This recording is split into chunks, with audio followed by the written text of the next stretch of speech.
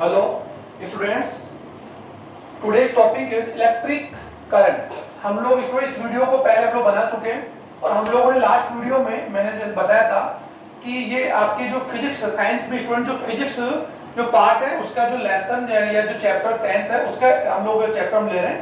उसको हम लोगों ने जो कुछ जो पॉइंट्स हैं, यानी अगर बात हम करें इलेक्ट्रिक करंट्स की बात हम करें, वोल्ट मीटर है या एमीटर है या पोटेंशियल है, पोटेंशियल डिफरेंस है, ये हम लोग कर चुके हैं। और ये यहाँ पर मैंने कुछ इंपॉर्टेंट स्टूडेंट फार्मूलाज लिखे और मैं एक बात सभी स्टूडेंट कहूंगा कि आप इन सभी फार्मूलाज को एक्चुअल में अपनी नोटबुक के अंदर क्लियर तरीके से आप लोग इनको लिखेंगे और उनको याद करेंगे, because these will be use in numerical questions, यानी सोल्व टू न्यूमेरिकल क्वेश्चन। जब आप लोग न्यूमेरिकल सोल्व करें स्टूडेंट्स, तो ये जितने फार्मूलाज है ये आप लोगों को वहां पर आप लोगों के हेल्प करेंगे। तो आप इसको कंफर्मली कर लें। हम लोग इनके बारे में पहले पढ़ चुके हैं कि विद्युत जो करंट है, इलेक्ट्रिक जो करंट होता है, विद्युत धारा is equal to coulomb upon time, यानी यहाँ पर ये क्यू जो साइन है it is sine of the charge. आप जानते हैं स्टूडेंट्स साइन यहाँ किसका है, चार्ज, और चार्ज इज इक्वल टू हम जानते हैं चार्ज यानी आवेश है। और किसी विद्युत परिपथ में आवेश प्रवाह की दर को हम लोग विद्युत धारा यानी करंट यानी इलेक्ट्रिक करंट बोलते हैं, और वो होता है I is equal to Q upon T।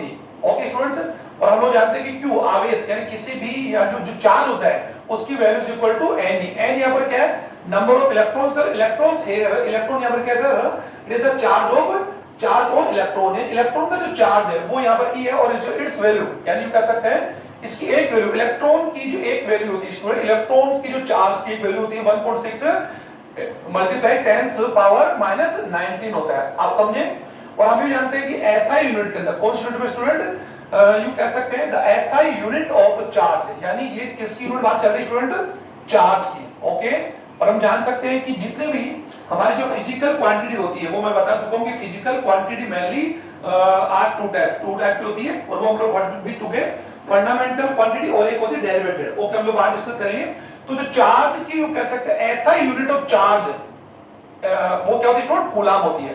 और 1 कूलम इज यानी यू कह सकते हैं 1 coulomb is equal to 6.25 into 10 power 18 electrons, यानी इतने इलेक्ट्रॉन्स की जो चार्ज होता है वो 1 कूलम होता है। आप समझेंगे कि 1 कूलम इज इक्वल टू यानी approx equal to 6.25 multiply 10 power 18 electrons. जो इतने होते हैं, इतने इलेक्ट्रॉन्स का यानी कह सकते हैं अगर हम लोग कॉमनली बात कर सकते हैं कि इतने इलेक्ट्रॉन्स यानी दीज इलेक्ट्रॉन्स, इनका जो नंबर ऑफ इलेक्ट्रॉन्स की बात हम कर रहे हैं, यू कैसे दिस नंबर ऑफ इलेक्ट्रॉन्स, इतने इलेक्ट्रॉन्स के जो चार्ज होगा वो 1 कूलम होगा। और हम लोग इसके बारे में पढ़ चुके हैं 1 ampere is equal to 1 coulomb upon 1 second. हम जानते हैं 1 एम्पीयर का जो मान होता है वो 1 कूलम अपॉन 1 सेकंड होता है। 1 वोल्ट यानी 1 वोल्ट हम लोग जानते हैं 1 volt is equal to 1 joule upon 1 coulomb होता है। ये मैं बता भी चुका आपको, क्योंकि वोल्ट यहां पर एक्चुअली में क्या स्टूडेंट का यूनिट ऑफ पोटेंशियल की जो यूनिट है, विभव की जो यूनिट होता है वो क्या होता है, वोल्ट होता है। और वो किस में होता है, ऐसा यूनिट के अंदर। ओके स्टूडेंट्स, और volt is equal two joule upon coulomb, ये हम पढ़ चुके हैं। और मैंने ये बता दिया था कि किसी भी समीकरण या किसी इक्वेशन में अगर यू कह सकते हैं कि एक जो डिजिट या एक जो क्वांटिटी होती है वो 2 यानी एक क्वांटिटी की वैल्यू 2 क्वांटिटी की वैल्यू के अगर यू कह सकते हैं कि डिवाइडेड में होती है या रेशियो में होती है, तो उन तीन में से अगर 2 की वैल्यू अगर एक ही होगी यानी 1 होगी, यूनिट में होगी, तो थर्ड यू कह सकते हैं third value will be unit, यानी वो भी क्या होगी, यूनिट में होगी। ओके, तो ये मैंने कुछ वैल्यूज रखे, इसको आप लोग यू कह सकते हैं डिवाइड करेंगे। अब स्टूडेंट इधर हम लोग हमारा जो आज का टॉपिक है ओम्स लॉ यानी ओम का नियम। अब हम लोग इसको बिल्कुल इजी में पढ़ेंगे। ओम यू कह सकते हैं इट इज जर्मन साइंटिस्ट, या सॉरी एक German scientist, it is German का, ये एक बहुत ही यू कह सकते हैं कि it is a great scientist like such is Newton इधर है। अब इसने जो नियम दिया, फार्मूला बोल सकते हैं, लॉ दिया, उसने कहा कि किसी चालक तार में यू कह सकते जो कंडक्टर वायर होता है यानी किसी conductor wire, sir it is a conductor of wire है। ओके स्टूडेंट सर, और ये अगर इसको करंट अगर यू इलेक्ट्रिक यू साइकिल में बनाते हैं तो मैंने बता भी दिया था कि यू कह सकते हैं कि इलेक्ट्रिकल करंट जो होता है इट क्लोज, यू कह सकते हैं क्लोज कंबाइनिंग पोर्शन होता है, जो पाथ होता है फॉर इलेक्ट्रिकल जो चार्ज होता है उसका एक यू कह सकते क्लोज्ड पाथ होता है। और it is consist of mainly following parts, जिसमें मैं पार्ट्स या डिवाइस में बता देते हैं। इट इज अ सेल और it is a conductor. Okay से कंडक्टर है, और इसी कंडक्टर के एज के जो कह सकते हैं बिटवीन एज की जो पोटेंशियल होगा, विभव होगा, उसको मापने के लिए हमने ये पर यहां पर क्या लगा students, voltmeter. Okay, it is ammeter, it is की ओके स्टूडेंट, की है और प्लग ऑल्सो, इसको प्लग भी कह सकते हैं, but is a battery. Okay, अब हम लोग जानते हैं कि किसी भी परत यू कह सकते हैं किसी इलेक्ट्रिकल जो पथ होता है या इलेक्ट्रिकल जो सर्किट होता है उसमें जब करंट का या जो चार्ज का जब फ्लो होता है तो जो कंडक्टर वायर होता है, इसने कहा कि किसी कंडक्टर या किसी चालक तार के सिरों के मध्य, सिंपल सी बात है, किसी चालक तार के सिरों के मध्य उत्पन्न potential V directly proportional to flowing electrical current. Okay students, यानी कैसे किसी चालक तार में अगर उत्पन्न विभव क्या है V है और जो करंट है वो क्या है I है, तो किसी चालक तार, लेकिन कब होगा जब किसी चालक तार की फिजिकल कंडीशंस, ये कंफर्म कर लें, यदि किसी कंडक्टर यू कह सकते हैं if the all the physical conditions kept constant of any conductor of wire, conductor wire यानी किसी चालक तार की सभी फिजिकल कंडीशन लाइक टेंपरेचर, यानी टेंपरेचर ऑफ कंडक्टर, यानी कंडक्टर जो वायर है उसका टेंपरेचर कांस्टेंट हो, उसकी लेंथ कांस्टेंट हो, उसका जो यू कह सकते हैं कि जो पेस्टिक क्षेत्रफल होता है, यानी जिसको हमारी भाषा में सिंपल यू कह सकते हैं क्रॉस सेक्शन जो एरिया वो एक्चुअली में क्या हो स्टूडेंट कांस्टेंट हो, और उसका मटेरियल यानी material of conductor, material of conductor यानी मटेरियल ऑफ कंडक्टर, यानी जो कंडक्टर वो कौन से मेटल से बना हुआ है, वो ओरम है या एल्यूमिनियम है, वो फेरम है या क्या हो सकता है कॉपर का, यानी किसका बना हुआ है। ओके स्टूडेंट, ये सभी कंडीशंस क्या होनी चाहिए, कांस्टेंट होगी। तो किसी कंडक्टर वायर के जो कह सकते हैं कि जो पोटेंशियल होगा कंडक्शन वैल्यू का which occur between ends of conductor, यानी चालक तार के सिरों के मध्य उत्पन्न जो पोटेंशियल होगा, पोटेंशियल ओके स्टूडेंट्स, वो potential directly proportional to current. Okay, तो करंट क्या होता है स्टूडेंट, हम जानते हैं धारा होती है तो V प्रोपोर्शनल I, ये पहला उन्होंने नियम दिया, तो according to V is equal to R upon I, ये आप समझ गए, ओम का नियम आप लोग इसको कंफर्म कर लेंगे। यदि किसी चालक तार की सभी भौतिक अवस्थाएं स्थिर हो तो चालक तार के सिरों के मध्य उत्पन्न विभव प्रवाहित धारा के समानुपाती होता है। इट इज ओम्स लॉ, ये ओम का नियम। ओके स्टूडेंट, V प्रोपोर्शनल को हमने हटा दे, तो R यू कैसे यहां पे कह सकते हैं R इज हियर कांस्टेंट, एक कांस्टेंट है, हम इसको कांस्टेंट बोलते हैं, और वैसे एक्चुअली में सर R यहां पर रेजिस्टेंस भी है, रेजिस्टेंस ऑफ वायर, यानी रेजिस्टेंस ऑफ वायर, यानी जो वायर है हमारे पास जो कंडक्टर है, यानी जो कंडक्टर यानी कैसा जो conductor wire students, conductor wire जो है उसका एक्चुअली क्या रेजिस्टेंस है, और रेजिस्टेंस क्या होता है स्टूडेंट, यू कैसे इट इज देयर यानी अपोजिशन होगा इलेक्ट्रिकल चार्ज, यानी यू इलेक्ट्रिकल फ्लो, यानी विद्युत धारा का जो बाधा होती है, यू कह सकते हैं रेजिस्टेंस का मीन आप समझें, रेजिस्टेंस का मीन होता है कि किसी चालक तार में चार्ज जो आवेशों के मार्ग में जो बाधा होती है, यू कह सकते हैं हाइंड्रेंस होती है, हाइंड्रेंस होती है, वही हाइंड्रेंस या जो अपोजिशन होता है, अपोजिशन ऑफ फ्लोइंग चार्ज है, वही मेनली यू कैसे क्या होता है रेजिस्टेंस ऑफ कंडक्टर वायर होता है। ओके स्टूडेंट, ये वायर, और इसका यू कह सकते हैं R, जो कॉमनली बात है कि प्रतिरोध यू कह सकते हैं resistance mainly measured in you कह, इसकी जो यूनिट होती है, इसकी यूनिट स्टूडेंट क्या होती है, ओम होती है, क्या होती है स्टूडेंट, ओम, हम इसको किस में मापते हैं, ओम के अंदर मापते हैं, और यू कैसे इसका जो सिंबल होता है, यानी इट्स सिंबल जो होता है इसका ग्रीक सिंबल यू कैसे ओमेगा, यानी एक्चुअली में इसका जो सिंबल होता है स्टूडेंट किससे लिया गया, ओमेगा से, और इस यू कैसे ग्रीक साइन, ये ग्रीक साइन ओमेगा, और इसी को जो ओम जो रेजिस्टेंस एक्चुअली में इसका जो यूनिट है given by ohm sign, ohm scientist ने इसका एक्चुअली में क्या दिया यूनिट है, तो इसकी यूनिट की बात हम कर रहे हैं, या unit of resistance is ohm और is the sign of the resistance, ये रेजिस्टेंस का क्या है साइन है। ओके स्टूडेंट, तो V is equal to R I, ये आप समझ गए होंगे। तो ये हम लोग जानते हैं, तो ये कॉमनली बात हम लोग यहाँ पर पढ़ी, और मैं बता दिया कि जो प्रतिरोध या जो रेजिस्टेंस है उसका जो यूनिट होती है स्टूडेंट्स वो क्या होती है, ओम होती है। तो हम लोग जानते हैं ओम, यानी R की यूनिट एक्चुअली हम लोग याद रखें R की यूनिट क्या होगी स्टूडेंट्स, ओम होगी। पोटेंशियल का जो जो सैंबल्स, यानी ये तो सैंबल क्या, सैंबल ऑफ द रेजिस्टेंस है, सैंबल ऑफ द पोटेंशियल है, और पोटेंशियल की जो यूनिट होती है हम लोग पहले जानते हैं वोल्ट होती है, और it is sine of the electrical current, इसका जो साइन होता है या इसका जो यूनिट होती है वो क्या होती है स्टूडेंट, एम्पियर होती है। ओके, एम्पियर, तो आप समझ गए होंगे।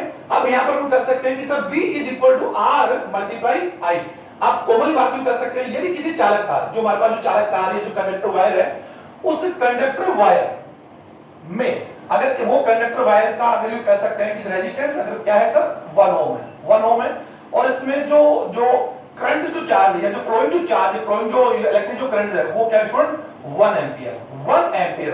ओके, तो इस चालक तार के सिरों के मध्य, चालक तार के जो एंड्स होंगे इनके बीच में जो एक्चुअली पोटेंशियल जो ओरिजिनेट होगा उसकी वैल्यू क्या होगी स्टूडेंट 1 वोल्ट होगी। तो हम इसको क्या बोलेंगे 1, यानी रेजिस्टेंस क्या हो, अगर रेजिस्टेंस मैंने क्या बोला, ये मैं चाहता हूं रेजिस्टेंस की, यानी किसी वायर या कंडक्टर वायर का रेजिस्टेंस क्या हो, R इज इक्वल टू 1 ओम, और धारा यानी इलेक्ट्रिक आल्सो 1 एंपियर हो। ओके स्टूडेंट, तो ऐसे में वोल्ट जो चालक तार का जो पोटेंशियल होगा वो क्या होगा 1 ओम मल्टीप्लाई 1 एंपियर, और इसकी वैल्यू क्या होगी 1 वोल्ट होगी।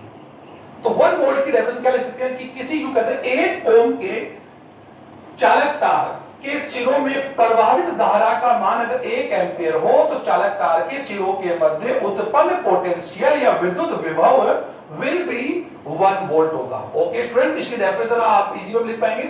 इसी प्रकार इसी फार्मूला को अगर हम लोग आगे इसी फार्मूला को हम लोग आगे बढ़ाते हैं तो sir R is equal to V upon I और I is equal to V upon R। Okay, equation number 2, equation number 3। Okay student, हम लोग जानते हैं इसी इक्वेशन को या इसी फार्मूला या इक्वेशन को अगर हम लोग फर्दर सोल्व करते हैं तो यू कह सकते हैं we get in some result. So हमारे पास ये रिजल्ट जो आ गए, अब कॉमन बात यू कह सकते हैं स्टूडेंट, अगर हम लोग ये एक 1 वोल्ट की रेफरेंस अगर यू कह सकते हैं what is the meaning of 1 volt, तो we can write the reference, हम डायरेक्शन लिख सकते हैं। यू कह सकते हैं कि मैंने बता दिया कि यू कह सकते हैं कंडक्टर वायर रेजिस्टेंस, यू कह सकते हैं 1 ओम रेजिस्टेंस, अगर किसी रेजिस्टेंस या किसी भी कंडक्टर का प्रतिरोध की वैल्यू अगर 1 ओम हो और यू कह सकते हैं कि जो करंट हो वो 1 एंपियर हो, तो जो वोल्ट होगा या जो पोटेंशियल होगा उसकी वैल्यू क्या होगी 1 वोल्ट होगी। अब इसी प्रकार यू कह सकते हैं अगर किसी चालक तार में के सिरों में पोटेंशियल की वैल्यू 1 वोल्ट है और धारा अगर 1 एंपियर है तो यानी प्रतिरोध यानी जो रेजिस्टेंस की वैल्यू क्या होगी 1 ओम होगी। तो इसको हम लोग क्या लिख सकते हैं स्टूडेंट, इसको अगर हम लोग फर्दर आगे हम लोग करें तो 1 ओम इज इक्वल टू 1 वोल्ट, आप समझेंगे 1 volt upon 1 ampere, 1 ampere. Okay, तो इसको आप पूरा कर लेंगे। इसी प्रकार अगर यू का करंट को देखते हैं तो करंट क्या होगा, अगर यू कह सकते हैं कि अगर वोल्ट 1 वोल्ट हो, रेजिस्टेंस 1 ओम हो, तो इसको हम लोग क्या बोलेंगे 1 ampere, 1 ampere is equal to 1 volt upon 1 ohm. तो आप लोग इस प्रकार से कह सकते हैं यूनिट, यानी इसको बोलो 1 भी कह रहे हैं और यूनिट यानी कह सकते हैं यूनिट वोल्ट, यूनिट रेजिस्टेंस और यूनिट एंपियर। तो इसकी आप हिंदी में डेफिनेशन लिख सकते हैं 1 वोल्ट, 1 एंपियर और 1 ओम की डेफिनेशन आप इजी में लिख पाएंगे। इसकी परिभाषा मैं आपको एक ही परिभाषा बता रहा हूं स्टूडेंट्स, इसको सुनेंगे कि यदि किसी चालक तार में प्रवाहित धारा का मान, किसी चालक तार में प्रवाहित धारा का मान 1 एंपियर हो और उसके सिरों के मध्य ओरिजिनेट जो पोटेंशियल हो उसकी वैल्यू अगर 1 वोल्ट हो तो चालक तार का प्रतिरोध 1 ओम होगा। Okay student, it is the definition of 1 ohm. तो इस प्रकार हम लोग 1 ओम, 1 वोल्ट और 1 एंपियर तीनों की डेफिनेशन आराम से हम लोग लिख सकते हैं। तो स्टूडेंट इनको आप लोग आराम से अपनी नोटबुक में कैरी करेंगे। तो ओम का नियम आप लोग समझ गए, और ये ओम का नियम यू कह सकते हैं तभी यू कह सकते हैं ओम का नियम तभी इफेक्टिव होगा जब all the physical conditions of a conductor wire are kept, you कह सकते हैं केप्ट कांस्टेंट, यानी उनको स्थिर रखा है। सभी फिजिकल कंडीशंस क्या होगी जो कांस्टेंट होगी तभी Ohm's law is effective. Okay, तो ये मैंने बता दिया। और अकॉर्डिंग टू ओम्स लॉ ये आप लोगों को बता दूं V is equal to RI, इसको आप कंफर्म कर लेंगे student. It is a very important formula for you कह सकते हैं फर्दर और it also used in numerical questions. ये न्यूमेरिकल क्वेश्चन में ये यूज करेंगे और मैं जितने फार्मूला लिखे इन सभी फार्मूलास को आप लोग प्रॉपर तरीके से लर्न कर लेंगे और लर्न करके आप इनको अपने नोटबुक के अंदर आप लोग करेंगे राइट भी कर लेंगे। ओके, क्योंकि all the formulas will be used in solve, you कैसे यूज सोल्व टू न्यूमेरिकल्स। जितने न्यूमेरिकल हम लोग सोल्व करेंगे उनमें हम लोग इनकी हेल्प लेंगे। ओके स्टूडेंट, अब लोग ओम्स लॉ के बाद में हम लोग रेजिस्टेंस हमने बता दिया, प्रतिरोध जिसे अभी हमने पढ़ा रेजिस्टेंस यानी स्टूडेंट इट इज ए प्रतिरोध, और मैंने बता दिया कि all the conductor have a specific resistance. सभी चालक तारों का प्रतिरोध होता है, प्रतिरोध क्या होता है इट इज ए अपोजिशन, यानी रेजिस्टेंस मीन होता है अपोजिशन, यानी अपोजिशन ऑफ इलेक्ट्रिसिटी का अपोजिशन जो होता है एक्चुअली क्या करते हैं स्टूडेंट्स, ये किसी चालक तार में यानी जो कंडक्टर वायर होता है उस कंडक्टर वायर में जब करंट का या जो आवेश है चार्ज का फ्लोइंग होता है तो इन चार्ज के ये एक्चुअली क्या होता है अगेंस्ट, यानी इनका क्या अवेयर प्रिवेंट यानी इनको रोकने का काम करता है। तो it is opposition of electrical charge. Okay sir, ये प्रतिरोध है, इसका साइन हम लोग पढ़ चुके, इसके जो साइन होता है ओमेगा का साइन होता है, अभी मैं बता दें it is Greek sign. Okay, और ओमेगा साइन कह सकते हैं it is symbol of the omega. Okay, और इसकी जो इसकी जो यूनिट होती है उसको हम लोग क्या बोलते हैं, ओम, और गिवन बाय ओम साइंटिस्ट ने दी है, जो मैंने बता दिया आपको। अब यूं कह सकते हैं किसी रेजिडेंस या कैसे रेजिडेंट कंडक्टर आर, यूं कह सकते हैं the residence of conductor is, अगर यूं कह सकते डिपेंड्स फॉलोइंग फैक्टर्स, यानी कॉमनली बात यूं कह सकते हैं व्हाट आर, यानी जो मेनली फैक्टर्स होते हैं कि व्हाट आर द फैक्टर्स, यानी कह सकते हैं factors what on the residence of conductor depends, उन पर डिपेंड करता है। तो एक जनरली कह सकते हैं residence mainly depends following factors, यानी किसी भी तार का चलक तार का जो रेजिडेंस होता है वो मेनली यू कह सकते हैं फोर जो थिंग्स होते हैं उन पर डिपेंड करता है। नंबर यू कह सकते हैं रेजिडेंस किसी जो कंडक्टर जो वायर होता है, यानी कंडक्टर जो वायर होती है, कंडक्टर जो वायर होता है उसकी लेंथ पर डिपेंड करता है, सबसे मेनली होता है लेंथ पर। नंबर 2 भी बताऊंगा आपको। सेकंड, किसी चालक तार का जो क्रॉस सेक्शन एरिया, जो क्रॉस सेक्शनल जो एरिया होता है चालक तार की मोटाई से हम लोग लेते हैं वो होता है, और हम जानते हैं इसकी जो यानी A = पाई r स्क्वायर, तो ये आपके फर्दर काम आएगा। Third one is temperature of conductor, temperature of conductor जो कंडक्ट वायर उसके तरफ। Fourth one material of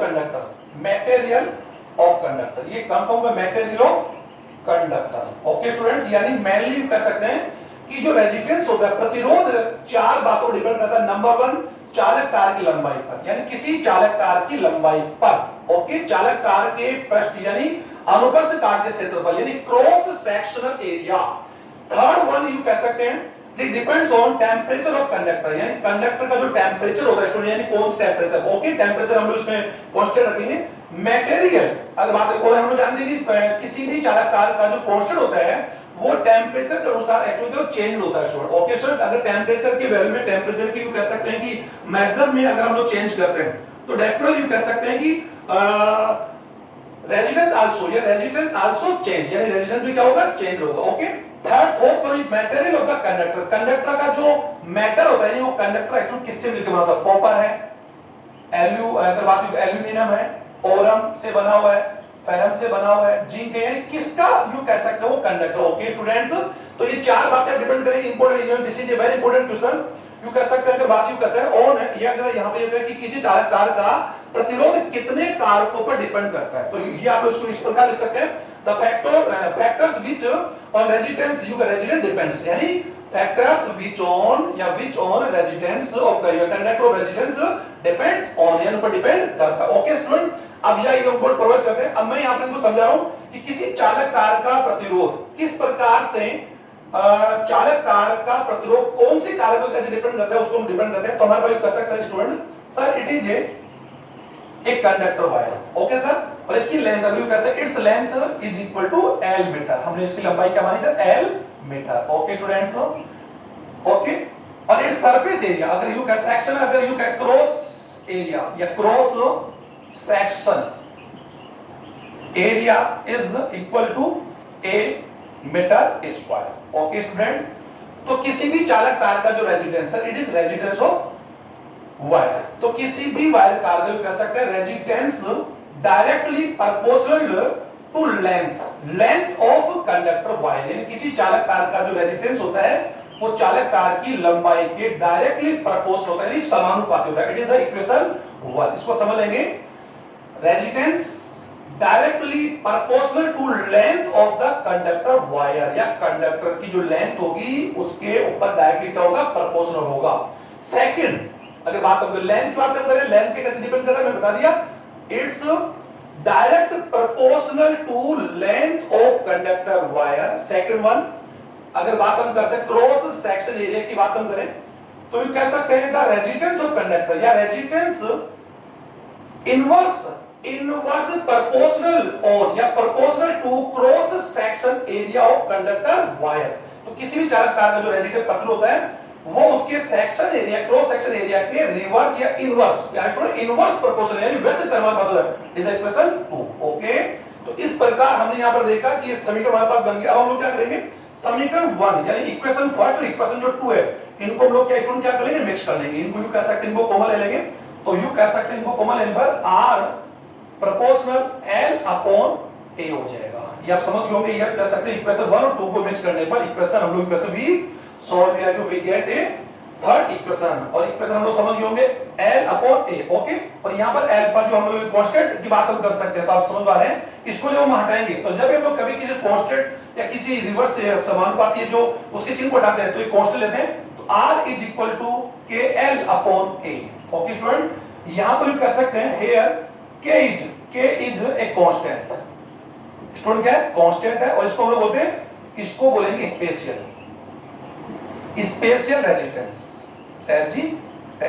of wire, यानी किसी चालक तार की विशिष्ट प्रतिरोध। विशिष्ट जो प्रतिरोधकता होती है या प्रतिरोध या प्रतिरोधक होती है, यानी रेजिस्टिविटी इसको कोई पढ़ेंगे, रेजिस्टिविटी इसको समझेंगे प्रतिरोधकता। तो मैं आपको ये समीकरण हटा रहा हूं, ये आपको समझ में आ गया होगा कि हमारे पास इक्वेशन जो थर्ड है वो हमारे पास हमने कैलकुलेट कर लिया। अब हम लोग जानते हैं we know R is equal to KL upon A, और हम लोग जानते हैं कि R यहाँ पर क्या है? रेजिस्टेंस ऑफ वायर है, L लेंथ ऑफ वायर है, A cross section of wire और एरिया है, ओके सर। K यहाँ पर क्या है? एक्चुअली क्या है? स्पेसिफिक रेजिस्टेंस है, स्पेशल रेजिस्टेंस यानी विशिष्ट प्रतिरोध of conductor wire, okay student. अब व्हाट इज द मीनिंग जो रेजिस्टिविटी है, विशिष्ट प्रतिरोधकता, इसको समझिए स्टूडेंट, विशिष्ट प्रतिरोधकता स्टूडेंट इसको समझेंगे रोग प्रतिरोधकता या फिर बोलेंगे स्पेशल विशिष्ट प्रतिरोध, ओके स्टूडेंट्स। यानी what is the meaning of the special resistance and यानी रेजिस्टिविटी ऑफ कंडक्टर, यानी क्या होती है? अब आप समझिए यहाँ पर R is equal to, R तुम समझ रहे हो, कह सकते हैं R is here you can resistance of wire है, L इसकी लेंथ है, A इसका क्रॉस सेक्शन है, K हमारे हम लोग इसको समझ चुके हैं कि K एक्चुअली क्या प्रतिरोधकता या विशिष्ट प्रतिरोधकता जो मैंने यहाँ पर लिखा, ओके स्टूडेंट आप समझ गए होंगे, ओके। अब हम लोग कह सकते हैं इफ अगर इसी कैलकुलेशन में अगर द लेंथ ऑफ यू कैसे जो रेजिस्टेंस या जो कंडक्टर वायर है इसकी length is equal to 1 metre and cross section area is 1 metre square या 1 स्क्वायर मीटर, ओके। सो अगर ऐसा हो तो यू कैसे दिस वैल्यू यू कैसे पुट इन इक्वेशन थर्ड में हम लोग इन वैल्यू को पुट करते हैं, तो हम लोग यू कैसे पहले हम लोग इसकी वैल्यू को कैलकुलेट करते हैं स्टूडेंट। अगर हम लोग विशिष्ट प्रतिरोधक को कैलकुलेट करेंगे तो हम लोग इसको क्रॉस डिवीजन करेंगे, KL is equal to RA, यानी अगर हम लोगों को विशिष्ट प्रतिरोधकता यानी स्पेसिफिक रेजिस्टेंस की वैल्यू कैलकुलेट करनी है तो हमें क्या करना sir, we cross divide after इसको हम लोग डिवाइड करेंगे तो हमारे पास कैसे वी गेट कि L is equal to RA, K is equal to RA upon L। Sir ये हमारे पास एक बेसिक फार्मूला हम लोग गेट करेंगे, दिस इक्वेशन 4। अब हम इस इक्वेशन में अगर हम लोग इसी वैल्यू को हम लोग कैलकुलेट करते हैं, अगर किसी और sir it is very important formula, और मैं बता दूं कि ये बहुत ही इंपॉर्टेंट फार्मूला है। इस फार्मूला को आप लोग फर्दर जितने भी क्वेश्चंस होंगे इनमें आप लोग कर सकते हैं, ज्यादा यूज करेंगे, और it is a very important formula, okay sir, for this whole chapter. अब यहां पर हम लोग कैलकुलेट करेंगे तो हम लोग कहा जाएगा यू कर सकते हैं पुट दिस वैल्यू इक्वेशन 4 में हम लोग इसकी वैल्यू रखेंगे। तो सर आफ्टर हम लोग इसको कैलकुलेट हम लोग यहां पर रख रहे हैं, तो वैल्यू को अगर हम लोग रखते हैं तो हम लोग सर यू कह सकते हैं हम लोग क्या प्राप्त करेंगे, A is equal to R।